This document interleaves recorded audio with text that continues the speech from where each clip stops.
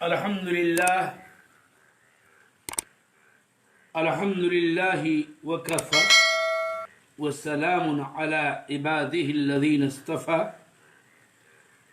وسلام نبينا محمد اما بعد. حاضرین و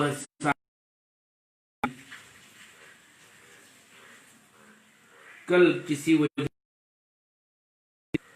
درس نہ ہو سکا تھا.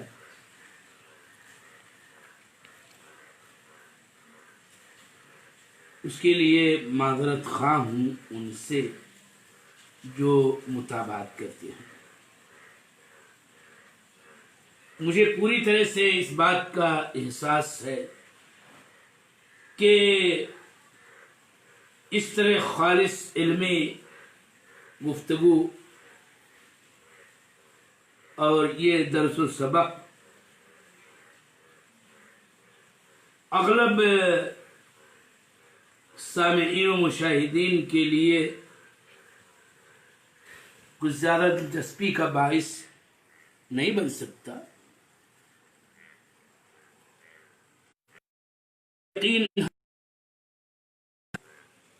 اگر چند ایک ہی نے بغور سنا تو انشاءاللہ انہیں اور ان سے پہلے مجھے فائدہ حاصل ہوگا. آج کا درس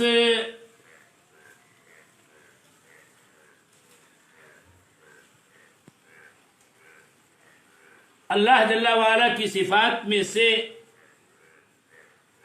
صفت سمع و بصر کا اثبات ہے. اگر اساسی مضمون واسطیہ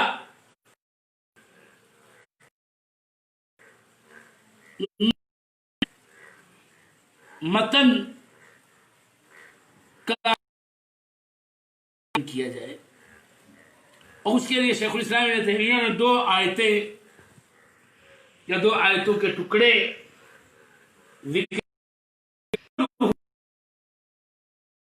ان اللہ نعم ما یعظکم بہ، ان کے قواعد و ضوابط صفات و اسماء باری تعالی کا ذکر کرتے ہوئے شیخ الاسلام ابن تیمیہ نے اس آیت کو یوں مقتبس کیا تھا کہ وہ ان اللہ هو لیس کمثلہ شیء وهو السمیع البصیر، اور وہاں اس موضوع پر اور اس سے مستفاد قاعدے بلکہ قواعد پر کا تعالی کا کلام ہے. اس سے یہ ثابت ہے کہ اللہ کی مثل یعنی قطعی طور پر اس کے مماثل کوئی نہیں ہے. دوسرے حصہ جو اصل موضوع درس ہے آج کا، اور وہ اللہ تعالیٰ کے لیے صفتی السمع والبصر یعنی سمع و بصر کی دونوں صفتوں کا اثبات، کہ اللہ تعالی سمیع و بصیر ہے اور اس کی صفت سمع و بصر ہے. اور سمیع و بصیر ہونے کا معنی یہ ہے کہ بصیر اس کو کہتے ہیں، سمیع اس کو کہتے ہیں. سمیع اس کو کہتے ہیں کہ جو تمام مسموعات کا ادراک کرنے والا ہو کامل طور پر، اور بصیر وہ ہے کہ جو تمام مبصرات و مرئیات کا ادراک اور احاطہ کرنے والا ہو.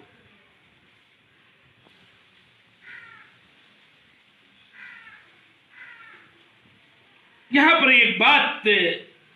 یہ میں بتاتا چلوں کہ سمع و بصر دونوں صفتوں کے اثبات کے تعلق سے اہل سنت والجماعت کا وہی عقیدہ و منہج ہے جو اہل سنت والجماعت کا تمام صفات کے بارے میں منہج ہے، کہ ہم ان پر ایمان رکھتے ہیں بغیر تحریف و تعطیل کے اور بغیر تکییف و تمثیل کے. یہاں پر ایک بات یہ بتاؤں کہ سمع و بصر کی دونوں صفتیں وہ صفتیں ہیں کہ جن کو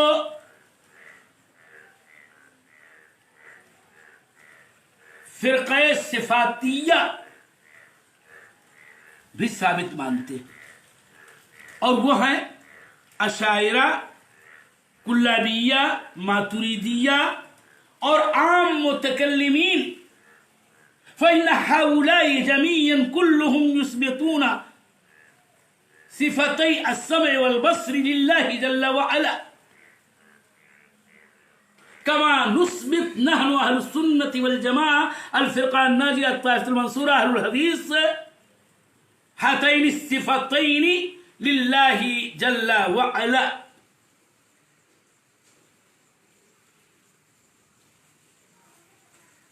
تو ہمارے اور ان کے درمیان یہاں بظاہر کوئی فرق نہیں ہے، وہ بھی کہتے ہیں اللہ تعالیٰ کی یہ دونوں صفتیں ہیں، ہم بھی کہتے ہیں اللہ تعالیٰ کی یہ دونوں صفتیں ہیں۔ البتہ معتزلہ کے ساتھ ہمارا اس مسئلے میں اختلاف ہے کہ معتزلہ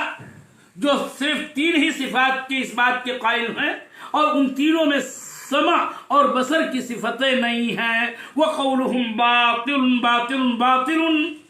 فَإِنَّ اللَّهَ قَدْ أَثْبَتَ لِنَفْسِهِ السَّمْعَ وَالْبَصْرَ وَأَثْبَتَ لَهُ الْإِسْمَيْنِ الْكَرِيمَيْنِ الْعَظِيمَيْنِ الْجَلِيلَيْنِ السَّمِيعَ وَالْبَصِيرَ۔ یہاں پر میں ایک فائدے کی بات یہ بتانا چاہتا ہوں، اور طلبہ کو اس سے آگاہ رہنا چاہیے کہ شیخ الاسلام ابن تیمیہ جو بہت دقیق اور حد درجہ اللہ جل وعلا نے ان کو استعداد، صلاحیت، لیاقت سے تو نوازا ہی تھا، لیکن منہج سلف کے بیان کرنے میں جو ان کو ملکہ اللہ تعالیٰ نے عطا کیا تھا وہ بھی عجیب و غریب۔ یہاں اس آیت اور بعد میں آنے والی آیت سورہ نساء کی دونوں سے اللہ تعالیٰ کی ان دونوں صفتوں کا اس بات کرنے کے لیے بطور دلیل ذکر کیا ہے، جبکہ ہمارے اور اشاعرہ اور میں نے کہا کہ عام متکلمین ماتریدیہ، کلابیہ ومن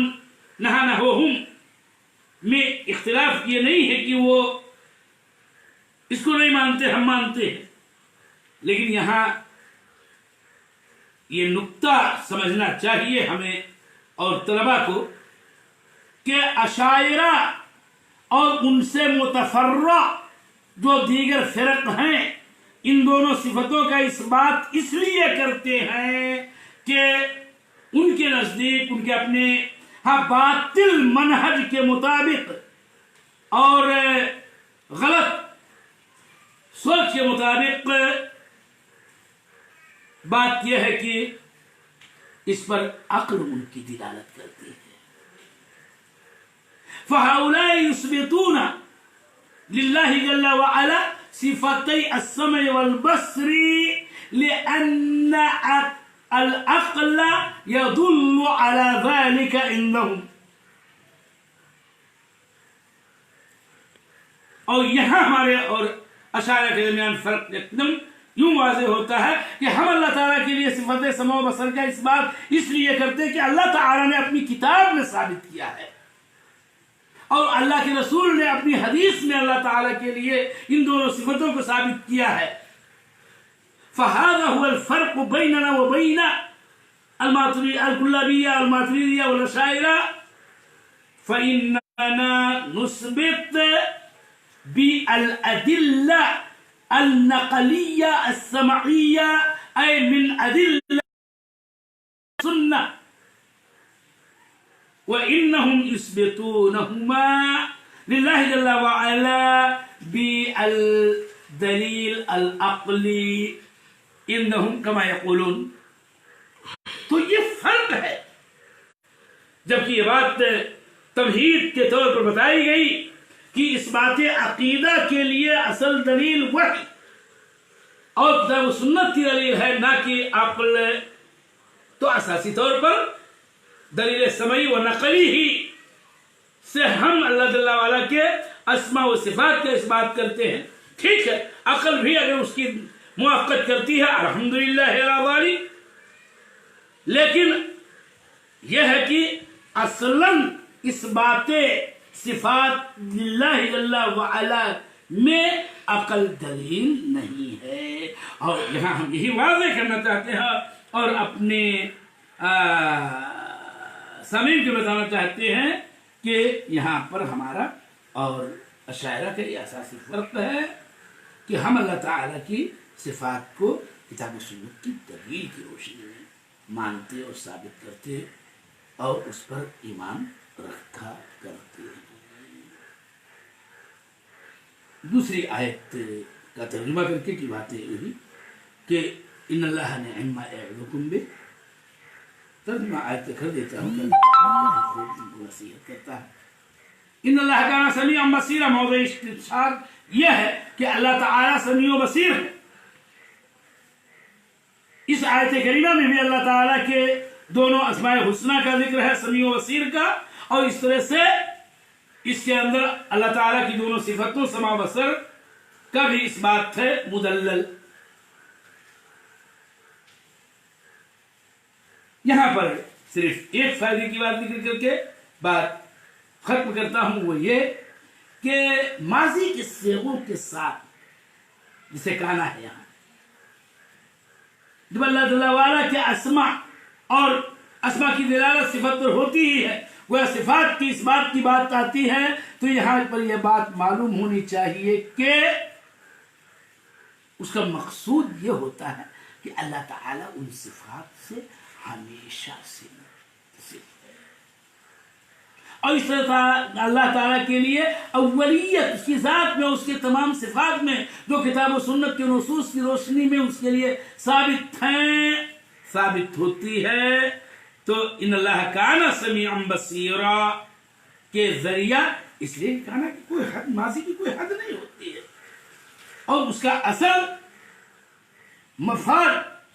اور اصل معنی و مطلب اور درست معنی و مفہوم یہی ہے کہ اللہ تعالی کی صفات میں اولیت و ازلیت پائی جاتی ہے، اور ابدیت بھی، کہ اللہ تعالی ہمیشہ سے مثلا اس صفت سے متصف ہے اور ہمیشہ متصف رہے گا۔ اللہ تعالیٰ سے دعا ہے کہ اللہ تعالیٰ ہمیں عقیدے کی ان اہم باتوں سے مستفید ہونے کی توفیق دے۔ السلام علیکم ورحمۃ اللہ وبرکاتہ۔